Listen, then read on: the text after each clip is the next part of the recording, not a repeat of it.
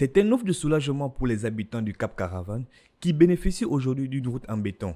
Il y a quelques mois, c'était une marée de boue qui jonchait cette voie. Je suis déjà très contente parce que ça nous permet d'accéder facilement en véhicule chez nous parce que avant c'était pas ça, il y avait la boue, il y avait un peu de tout ça et les condos nous coûtaient un peu cher.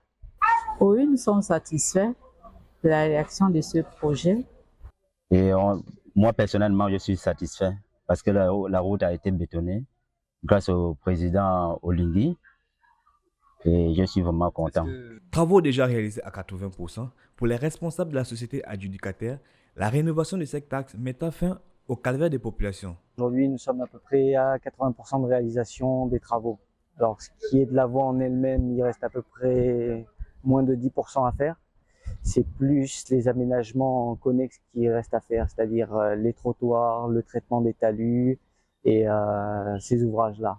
Pour ce professionnel du BTP, plusieurs difficultés y étaient rencontrées, notamment au niveau des canalisations. Des difficultés, non. Il fallait juste s'accorder avec le ministère des BTP sur les ouvrages qu'il y a lieu de faire, notamment en termes de dallo, en termes de travaux connexes qu'il devrait y avoir, notamment par exemple pour amener l'électricité ou la fibre ou les adductions en eau. C'est juste qu'il fallait réadapter un peu le projet, l'affiner, pour être sûr que demain, quand les constructions vont se faire, que les gens puissent avoir accès à ces services-là sans devoir casser la route. C'était ça le plus important.